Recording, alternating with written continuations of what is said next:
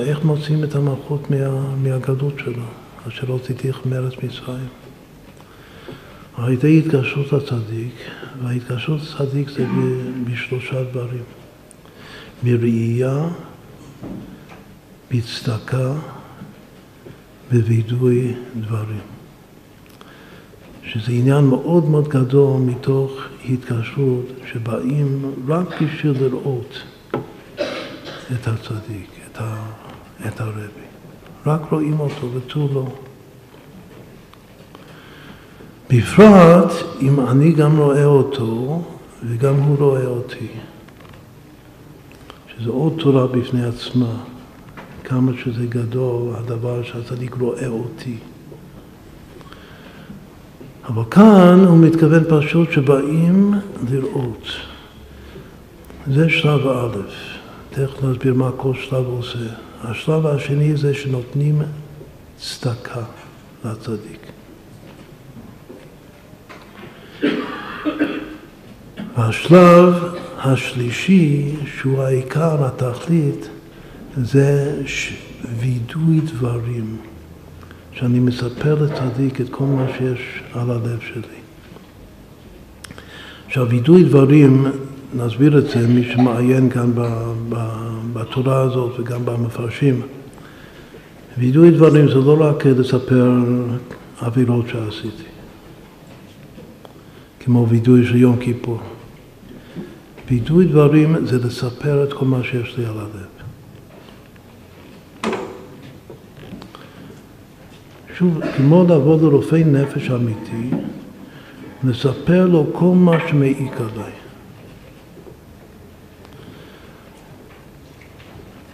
עכשיו, אם יש דברים שמעיקים עליי, אולי זה קשור לעבירות שעשיתי, אבל לא זה מה שאני חושב, ומה שהצדיק חושב, זה נשאיר את זה לצדיק, שהוא יפרש את זה איך שהוא מבין. שהוא יעמוד על האופי שלי. אבל מה שעליי לעשות זה לבוא, לבכות. יש מי שבוחר לפני צדיק, בגלל שיש לו עבירות, אז הוא בוחר. אבל יש מי שבוחר בגלל שיש לו שכן שמעיק עליו, והוא גם כן, הוא לא יודע איך הוא מתנהג עם השכן, כל מיני דברים. או סתם שיש לו חלדות, כל בעיה בנפש. אז ברגע שאדם בא ומספר את כל מה שמעיק עליו, קוראים לזה וידוי דברים, וזה התיקון הכי גדול שיש פה עליו. וזה בעיקר מה שמוציא את הדיבור, את המלכות שבגלות מתוך הקליפות, על זה נאמר, אשר הוצאתיך מארץ מצרים. עכשיו, ניתן לזה סימן שרבי נחמן לא נותן את הסימן הזה. הסימן יהיה פסוק מוכר לנו, שגם תכף ננגן את זה, בתהילים, כי רצו עבדיך את אבניה ואת הפרה יחוננו. אתה תקום תרחם ציון, כי עד לכם נגיבה מועד. למרבית הפרא רצו, המילה הזאת רצו, אמור להיות מילה פשוטה ושקולה בפי התנ"ך, אבל למרבית הפרא אין עוד רצו במובן של רצון. יש עוד רצו אחד בהקשר לא טוב בלשון של לרוץ. שהנביא אומר שיש נביאי שקר שרצים לומר את הנבואה השקרית שלהם. שרצו. אבל רצו, לרצות משהו, יש רק פעם אחת המילה הזאת בכל התנ"ך. בפסוק הזה, שרצו עבדיך את אבניה.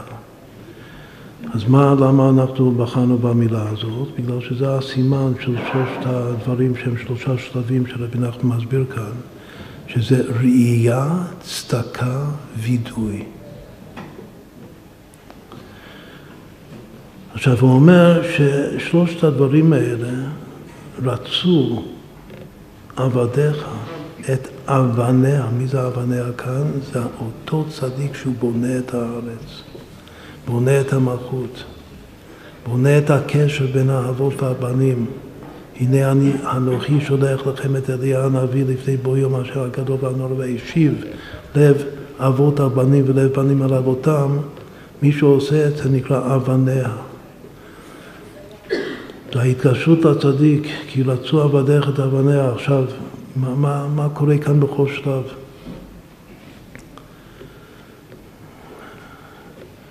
בכל שלב נגלים מיסודות רעים אחרים. על ידי הראייה, האדם יוצא משני העבדים התחתונים, שהם העצלות והעצבות של יסוד האפר או של הדומם של הקליפה, וגם תאוות התענוגים, הדברים, התאוות הרעות שיש בנפש. יוצאים מעצבות, מדיכאון. זה משהו מאוד יסודי, שמי שמדוכא, וגם מישהו שהוא עם תאוות רעות, אז הוא רק צריך לבוא לראות. מספיק שהוא רואה צדיק, זה כבר פותר לו, כשהוא הראייה הזאת, הוא כותב, צריך שוב לקרוא את זה נכון, הוא כותב שזה ראייה מתוך רצון אמיתי להתקשר. לא סתם ראייה מתוך סקרנות, מה קורה כאן בעולם. הוא בא לראות, כמו בית המקדש, יש מצווה ראייה.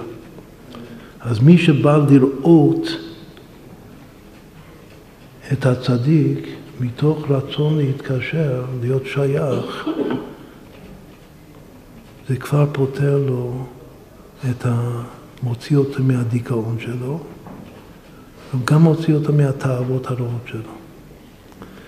אבל יותר קשה ויותר גרוע משני אלה, זה החי והמדבר,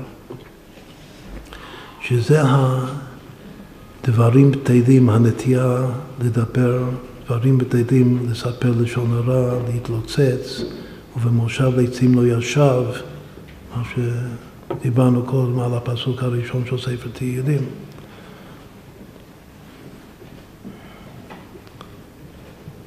והכי קשה זה לצאת מהגאווה.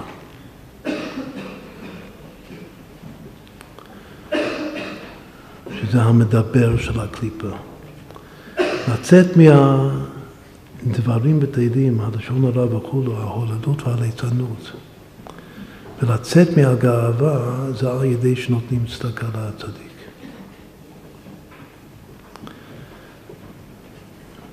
מי שיש לו גאווה וגם מי שהוא מדבר דברים בטלים, הוא מועד לעניות. אם יש מישהו בעיה בפרנסה, אז הוא צריך לבדוק את עצמו, לפשפש במעשיו לגבי הדבורים בטלים, כמה דבורים בטלים הוא מדבר במשך היום, וכמה גאווה יש לו. אז שאלו הסיבות לדוחק בפרנסה, לעניות. אבל על ידי שנותנים צדקה לצדיק, פותרים את הבעיה הזאת. כך כותב. זה הכל פטנטים טובים, מצוינים, קלים, בכך וכך צעדים פשוטים. אפשר הכל לפתור לטובה. עכשיו, וידוי דברים הוא חוזר לכלל, שזה התמצית של הכל, של כל המידות הרעות, כל התצחם. כמו שיש תמיד 4 מדרגות כנגד י' כו', כי יש הקוצו של י', שזה הכתר, שכולל את הכל. שזה השורש בלא מודע של הכל. לתקן את השורש של כל 4 הדברים האלה, הלא טובים, זה על ידי וידוי דברים. זה העיקר של החמישית לפרעה של הקדושה, שעל ידי זה מתקנים לעצמנו במודעת 4 הידות. לתת את החמישית לפרעה בקדושה, זה הווידוי דברים, שזה מתקן את הכל בשורש בלא מודע. עכשיו היום השם עושה לנו חיים קלים.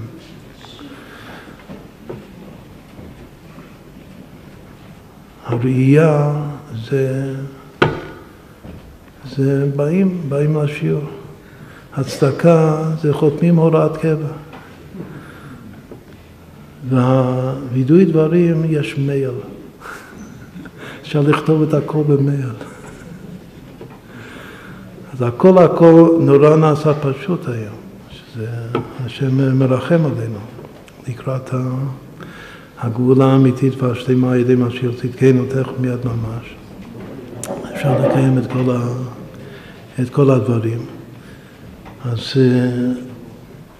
שוב כל זה, כך הוא מסביר את הפסוק הראשון שנקרא בשבת של 10 הדיברות, אנוכי השם אלוקיך אשר הוצאתיך מארץ מצרים מבית עבדים.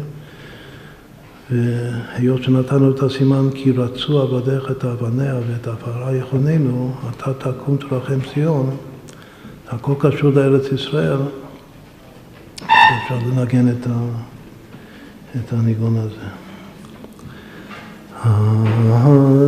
התוספות תרחם ציון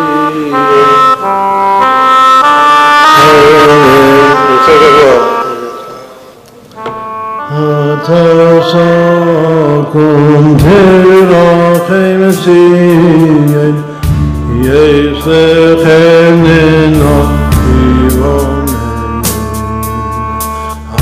התוספות תרחם ציון יסכננו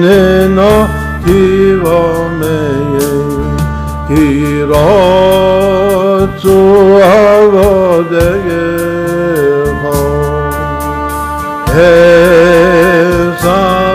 אבניה ויעש עבודו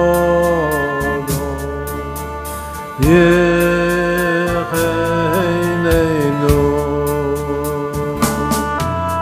כי רצו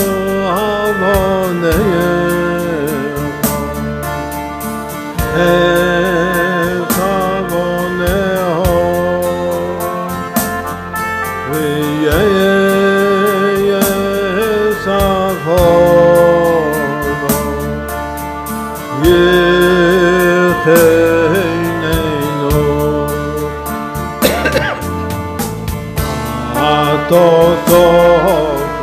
תרחם ציון יסכננו כיווננו התוספות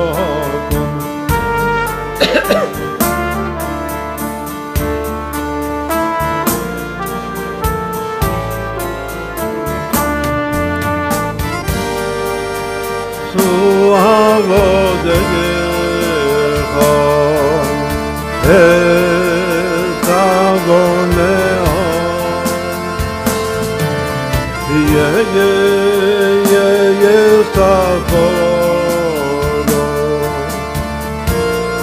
יחננו כי רצו עבדיך את אבניה